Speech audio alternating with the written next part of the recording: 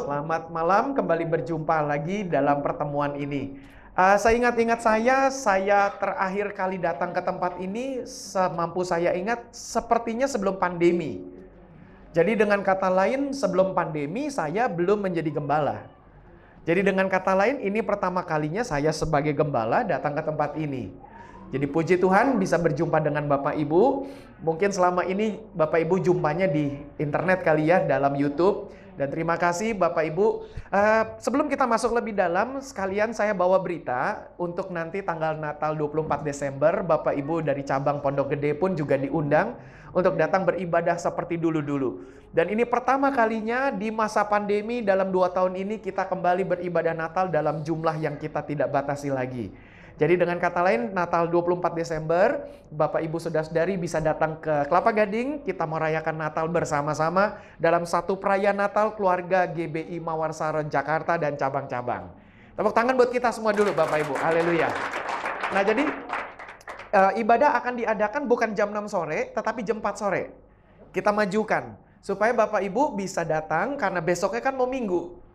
Nah, seperti kami di pusat, kami juga sampaikan kepada seluruh jemaat dan pelayan bahwa bertepatan Natal 25 Desember jatuh di hari Minggu. Maka itu kita harus tetap merayakan Sabat lebih tinggi daripada Natal. Karena memang di dalam Alkitab, perintah yang Tuhan berikan kepada kita semua adalah kuduskanlah hari Sabat. Dan ketika Tuhan Yesus selama hidupnya pun Tuhan Yesus tidak pernah mengajarkan rayakan hari ulang tahunku. Gak ada. Maka itu Natal jatuhnya di hari Minggu, maka di pusat pun saya juga rindu di sini juga demikian. Kalau ibadahnya di pusat itu 4 kali, maka ibadah perayaan Natalnya pun itu 4 kali. Begitu. Jadi kita sampaikan bahwa ibadah Minggu 25 Desember diwarnai dengan perayaan Natal.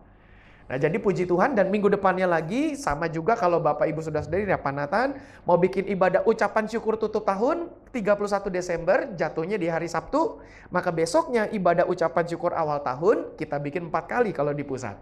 Jadi dengan kata lain, walaupun itu adalah ibadah awal tahun, tapi kan jatuhnya di hari Sabat.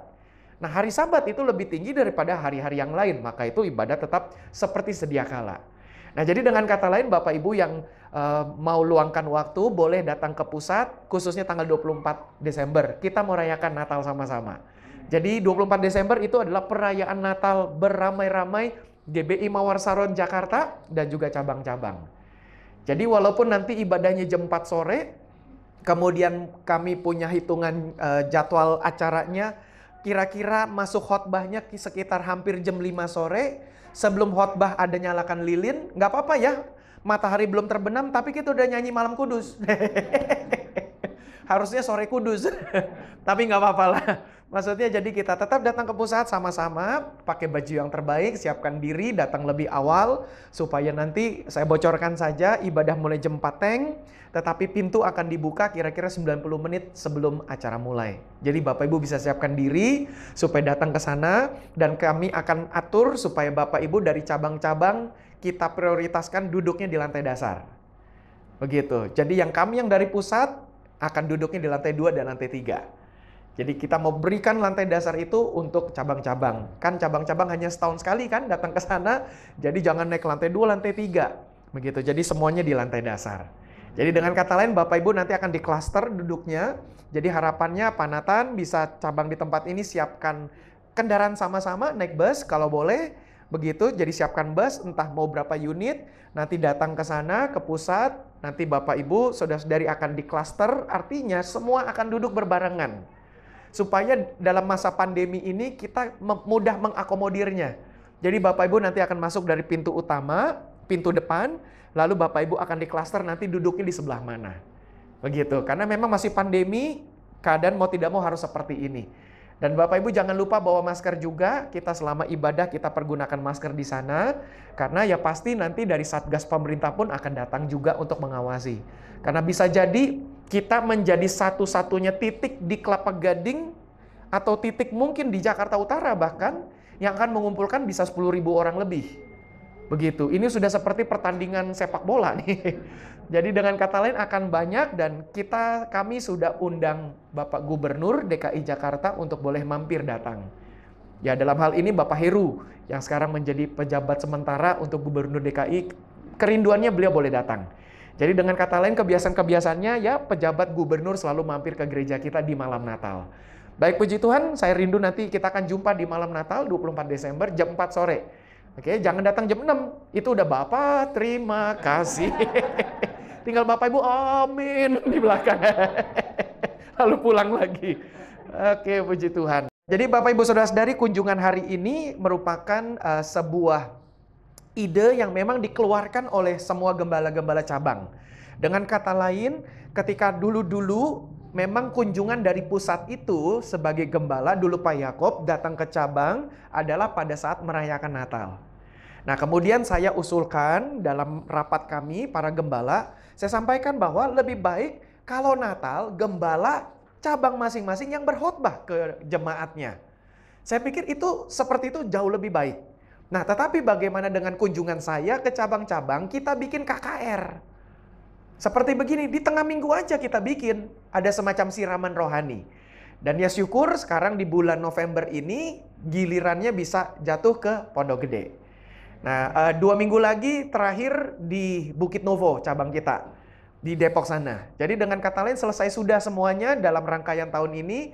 KKR dari sebulan sekali atau kunjungan dalam pusat ke cabang-cabang. Nah, saya mau kasih semangat juga Bapak Ibu, kita mesti selalu support gembala masing-masing dan kita harus selalu juga dukung lebih banyak gembala berkhotbah jauh lebih bagus. Saya mau kasih tahu ya rahasianya Bapak Ibu, kalau gembala setiap minggu bisa terus-menerus berkhotbah, yang pertama-tama diberkati itu gembala duluan. Karena gembala akan mengalami terobosan.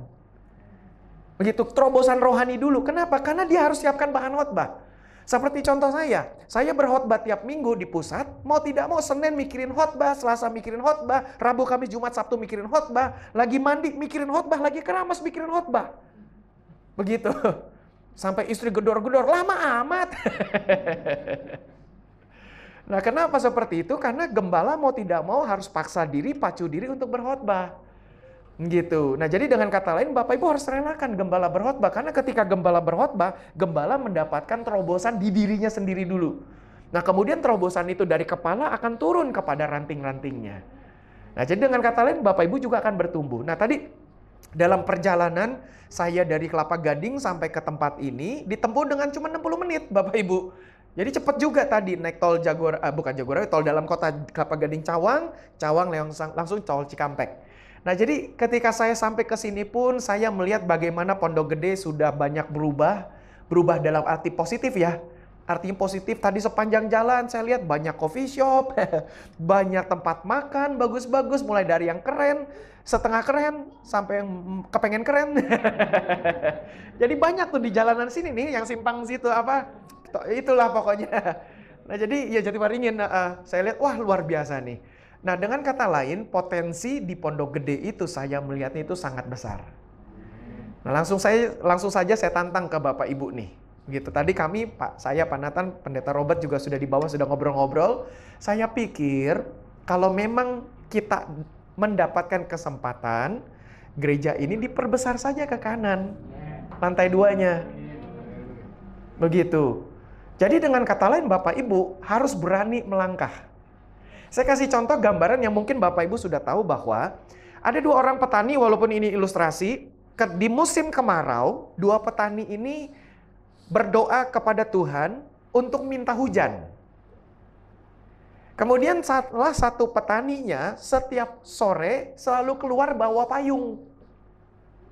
Petani yang satu lagi ngeliatin dia dan berkata, ya doa sih doa, tapi jangan stres gitu dong, masa bawa payung?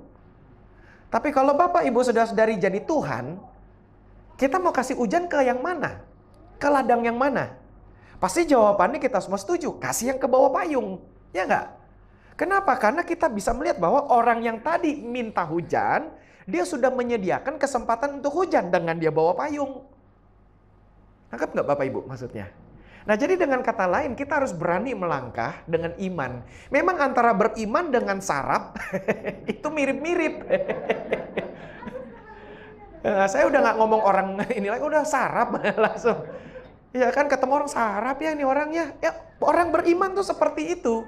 Nah, izinkan saya cerita sedikit bagaimana saya Februari besok pun, selain gereja kita berulang tahun ke-45, saya pribadi pun berulang tahun kedua menjadi gembala. Gak kerasa loh mau 2 tahun.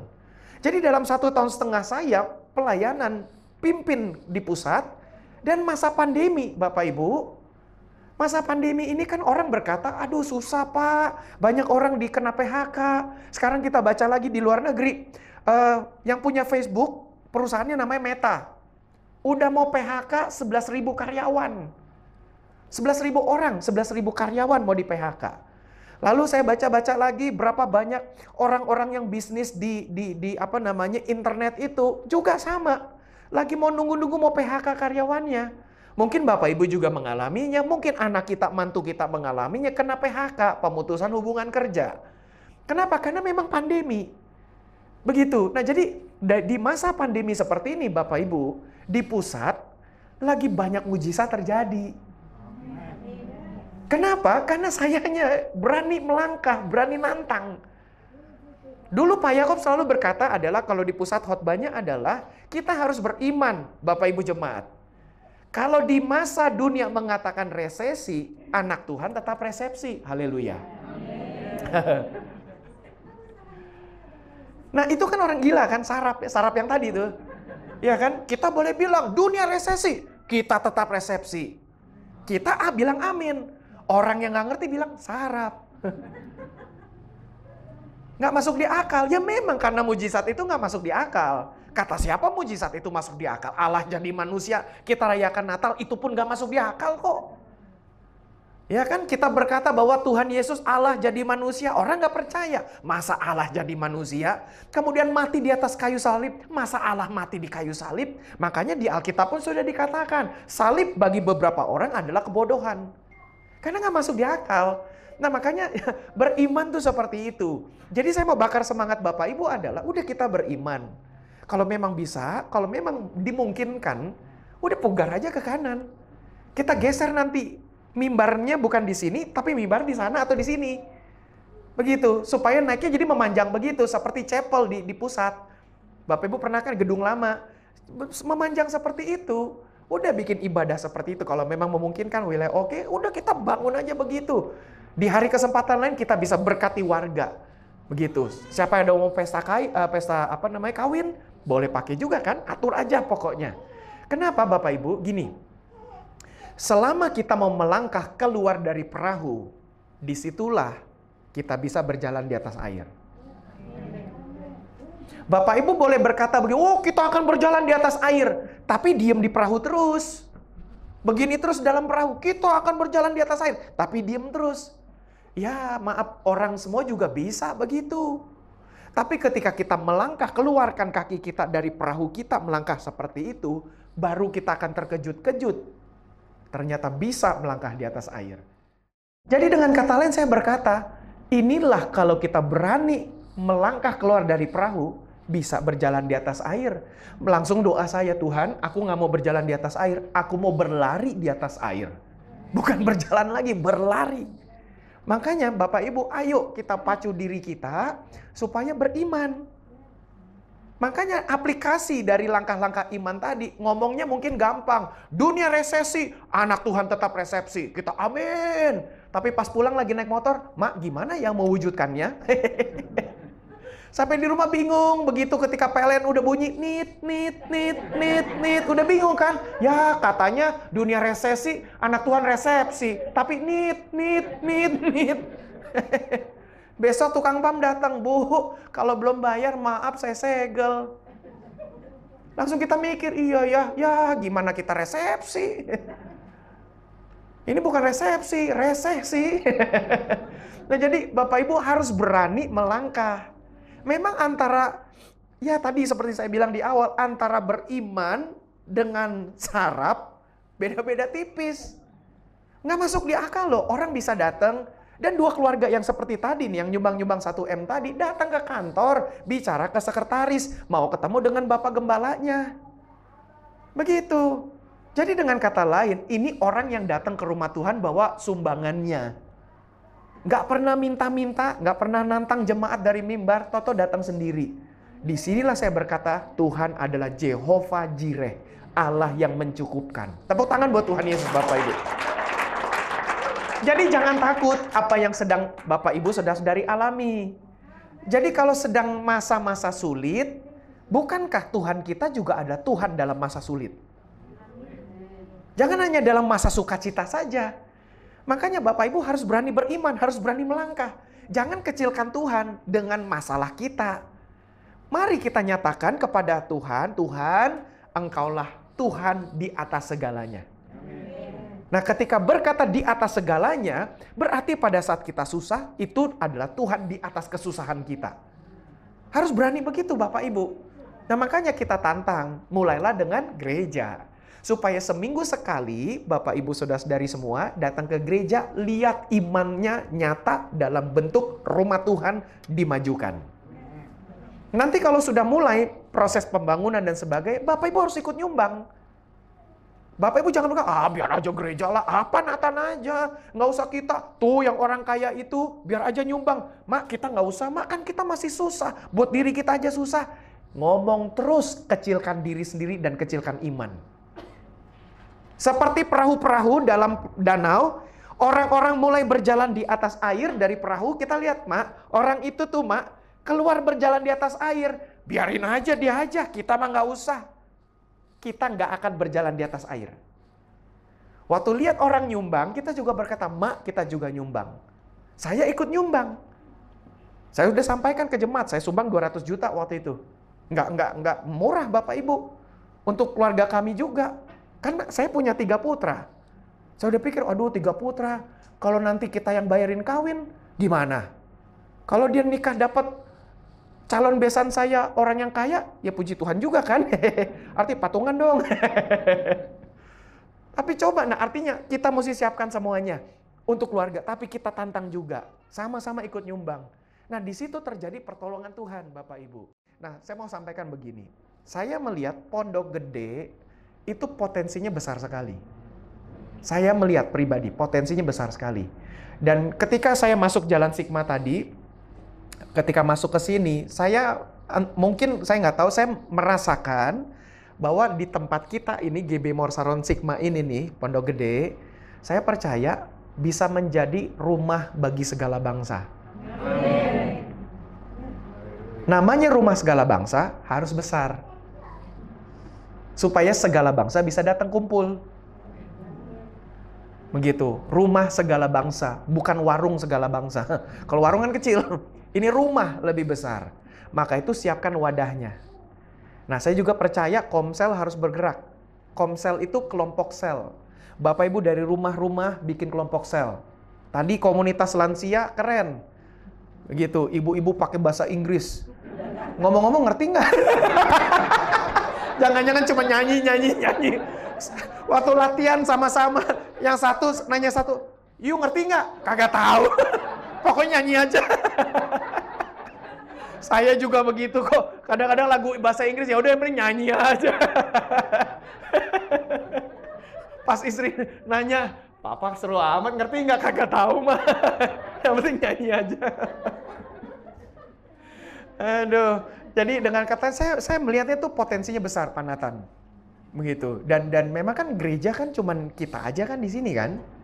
Nah, ini akan menjadi satu tempat di mana banyak orang berteduh, banyak orang bisa kumpul. Dan saya sangat yakin sengaja. Saya cuma pikir gini ya, sepertinya Tuhan izinkan GBI Mawar Saron, gerejanya memang tidak di pinggir jalan raya.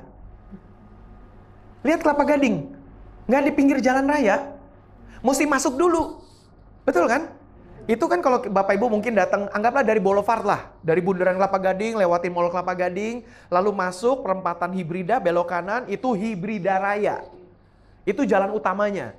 Tapi kita masih belok dulu, Hibrida Timur. Ada jalan dulu, hanya untuk 2 mobil masuk. Dibatasi dengan kali.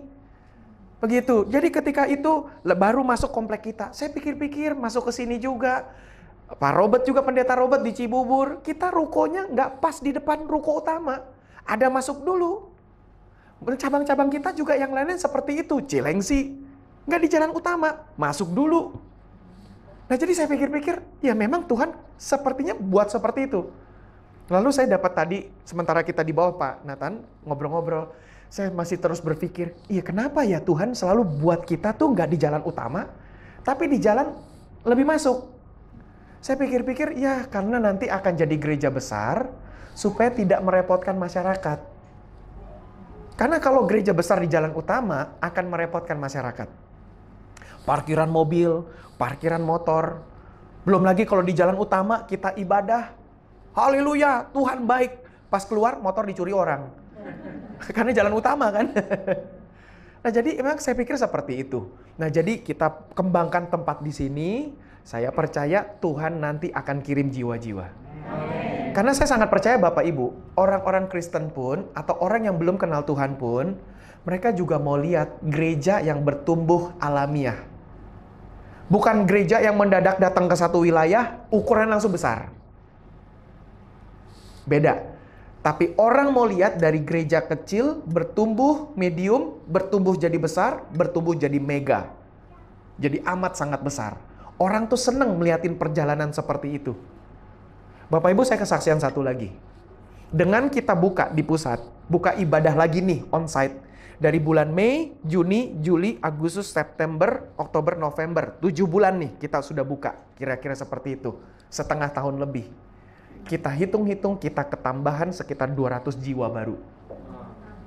Kita hitung-hitung. Ini masih pandemi loh.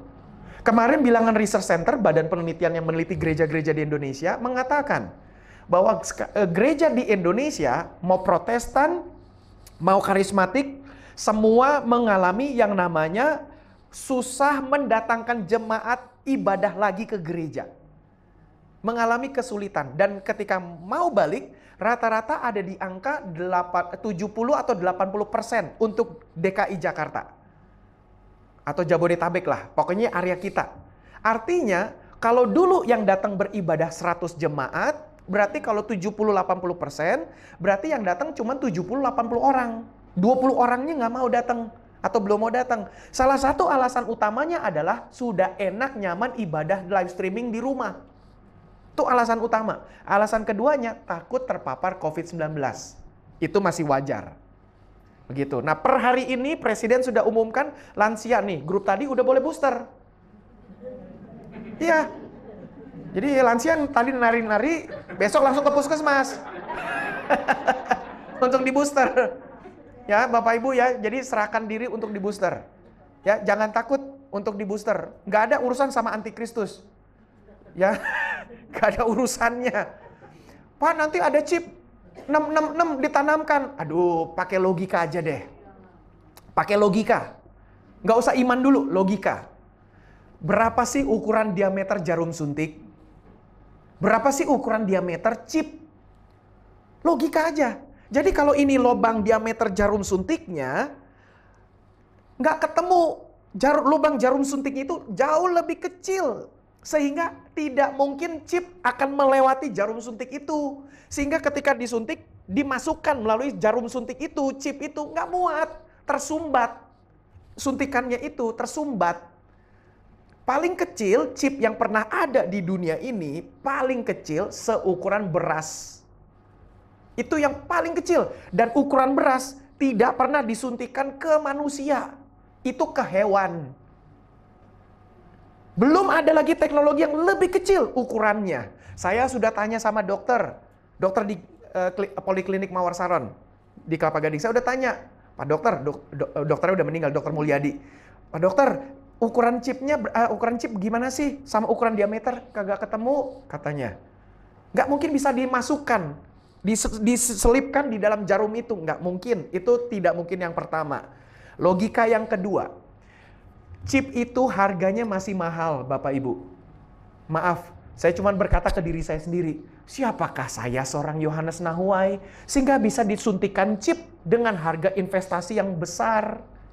Emang saya mau dipantau kemana? Orang cuma rumah gereja, mau dipantau apa lagi? Ya kan? Jadi maksudnya kita jangan besar kepala, seakan-akan kita orang penting, mau diawasin sama negara. Itu, jadi nggak mungkin lah, nggak bisa. Itu secara logika saja Bapak Ibu. Dan kalau memang berapa jumlah penduduk Indonesia kalau mau disuntikan chip yang harganya tidak murah, pemerintah mesti investasi berapa uang lagi? Nggak mungkin. Begitu. Nah, itu baru logika, Bapak Ibu. Ya, jadi dengan kata lain, udah serahkan diri untuk di booster. Kemarin sudah vaksin 1, vaksin 2, itu sudah komplit genap, puji Tuhan. Bapak Ibu yang belum booster, vaksin ketiga, segera vaksin ketiga. Merek apa saja sama saja. Ya, asal bukan merek Bimoli. Itu bukan itu bukan vaksin, itu minyak, minyak goreng. Selama mereknya yang lain-lain itu sudah sah, itulah vaksin yang Bapak Ibu bisa ambil. Mana-mana saja ya. Jadi serahkan diri buru-buru Bapak Ibu untuk divaksin. Nah, jadi saya pikir bagus sekali kita mau melangkah dengan iman. Tutup tahun ini, masuki tahun depan, jangan takut Bapak Ibu. Memang baca koran, baca berita, kita ngeri. Menteri Keuangan udah bilang, tahun depan kelam. Kemarin waktu 17 Agustus, saya ikut nonton di YouTube penyelenggaraan Istana Negara. Lalu ada juga DPR MPR bersidang, pendahuluannya ketua DPR, wakil ketua DPR ngomongin tentang ekonomi, krisis ini itu. Memang kalau dengar dari dunia, sama seperti kata Alkitab, kita akan mendengar kabar-kabar seperti itu. Tapi jangan takut. Kan udah pernah nyanyi, 1000 rebah di kanan, 10.000 rebah di kiri.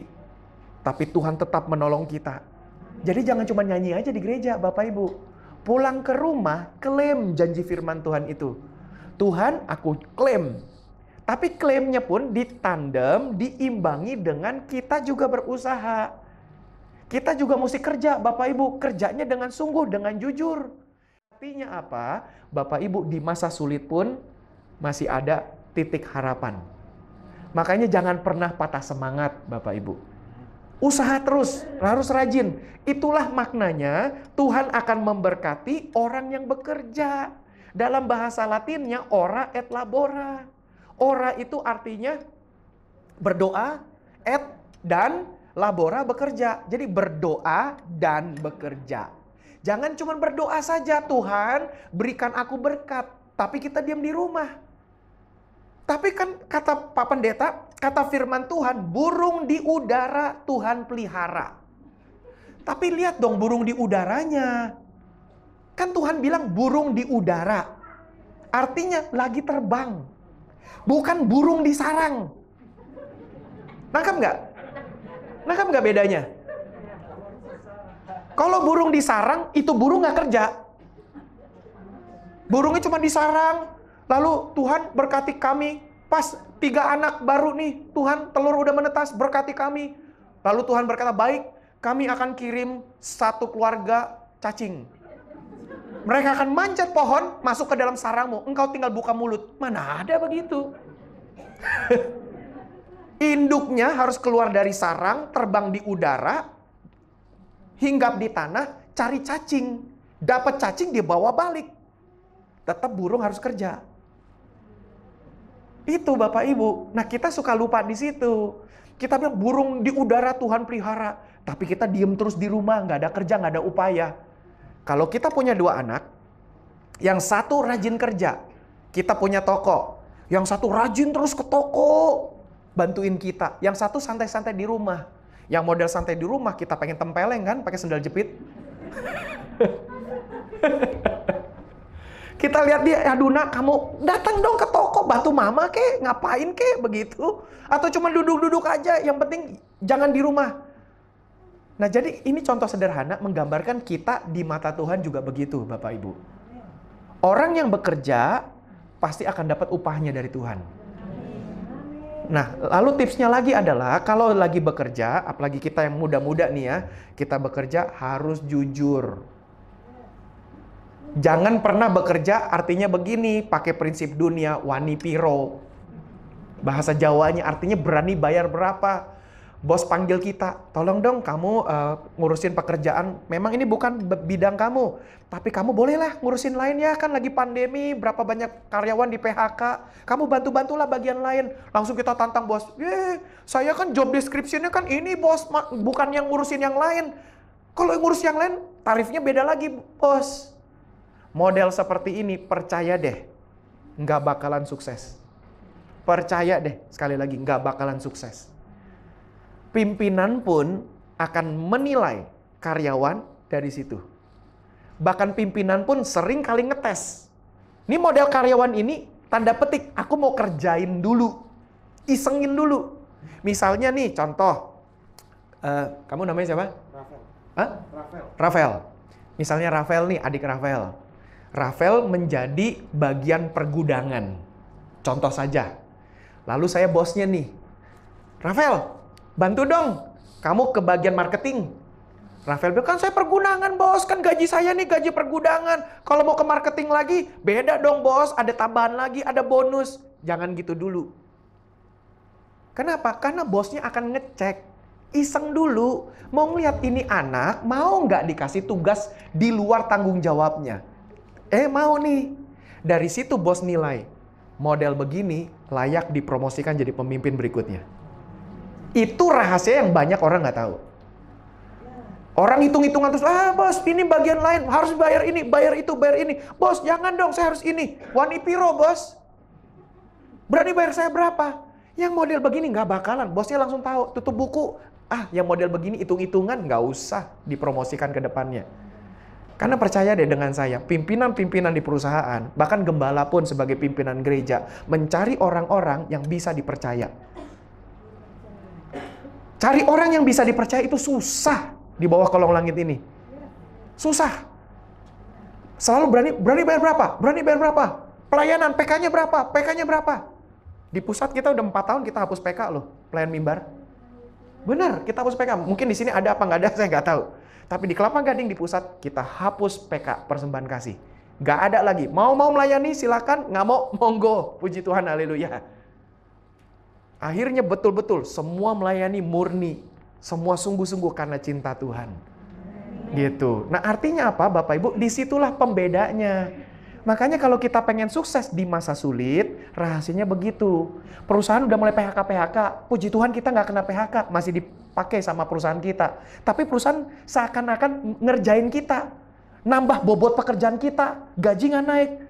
Sampai seperti ada satu orang karyawan, bosnya orang Amerika. Dikasih kerjaan terus, gaji nggak naik-naik. Dia marah. Dia bikin surat pernyataan ke bosnya. Tapi bosnya kan bisanya bahasa Inggris. Nggak bisa bahasa Indonesia. Dia pakai Google Translate. Lalu dalam bahasa Inggrisnya berbunyi, little me, salary no up.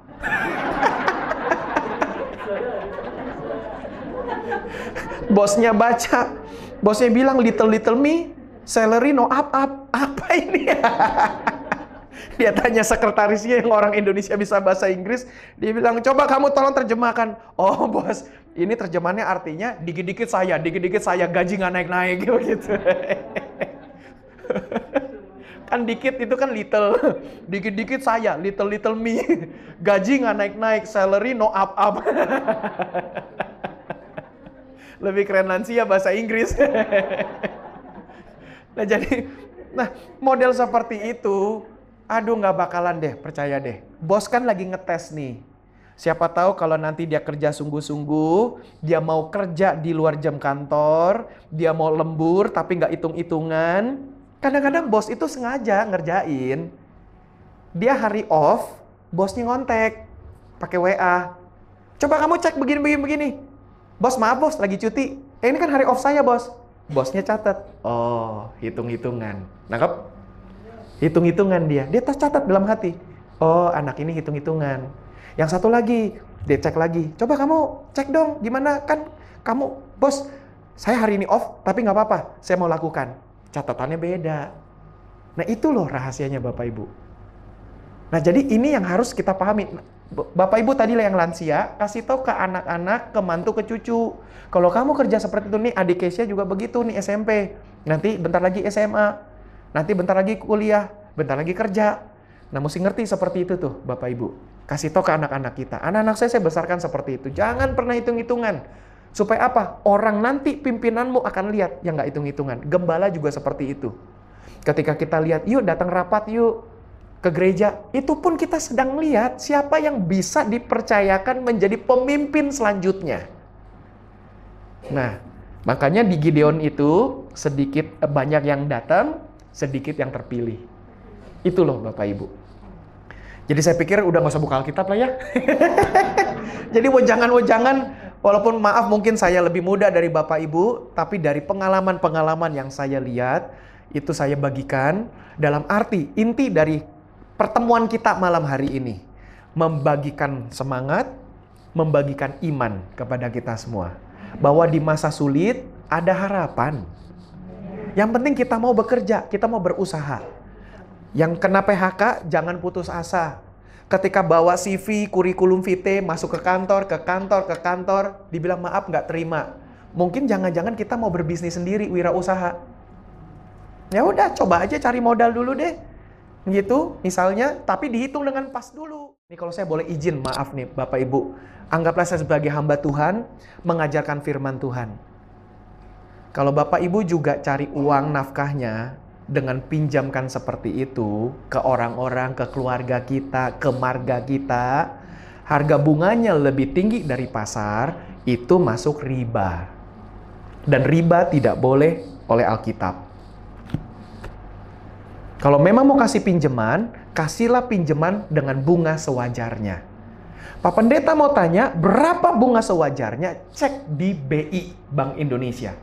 Ya berarti sama dong dengan bank-bank seperti yang lain dong. Pinjaman berapa sih kalau di bank? 2%. Misalnya, anggaplah 2% ya Pak Nathan ya. Benar. Pinjam di bank 2%, tapi persyaratannya banyak. Harus ini. Ya nggak bakal dapet. Makanya kita lari ke teman-teman yang bisa kasih pinjam. Bunganya 20%. Maaf, menurut Alkitab itu riba. Jadi kalau ada seperti itu Bapak Ibu, kalau saya boleh sarankan, stop. Jangan begitu. Tapi Pak Pendeta, ini uangnya banyak. Ya iya, uangnya banyak. Tapi itu riba. Mendingan cari uang, cari nafkah dengan yang benar. Itu. Kenapa? Karena di dalam kita nyari uang benar, nih Bapak-Bapak mohon juga dengar pesan saya. Kita para pencari nafkah. Tangan kita harus bersih, tangan kita harus suci. Saya harus pastikan itu. Karena saya yang cari nafkah di keluarga. Dan 3 putra, mulutnya saya kasih makan. Jadi dengan sendok yang suci, sendok yang bersih, dengan tangan saya yang bersih. Saya pulang ke rumah, tangan saya bersih, tangan saya suci. Tidak dengan tangan nipu, tidak dengan tangan robabon, tidak dengan tangan apa-apa. Tapi janji saya sama Tuhan, saya berkata, Tuhan, tolong, jam saya bunyi ya. Tuhan tolong supaya semua ini adalah hasil dari kekudusan. Supaya nasi yang aku makan, kasih makan ke istri, ke 3 putra, menyehatkan. Tidak berubah jadi racun. Itu doa kita gitu Bapak Ibu. Artinya kalau hari kemarin Tuhan tolong, hari ini pasti Tuhan tolong, dan hari esok Tuhan pasti tolong. Saya sangat yakin, ya tepuk tangan dulu deh. Ya haleluya. Yang terakhir saya sangat yakin, hari esok penuh dengan misteri. Tapi ada satu hal yang tidak misteri akan hari esok. Yaitu Tuhan pasti menyertai. Itu. Hari esok buram, nggak tahu apa yang akan terjadi hari esok. Tapi ada satu hal yang kita tahu di hari esok akan terjadi, Tuhan akan menolong kita di hari esok. Itu bukan rahasia.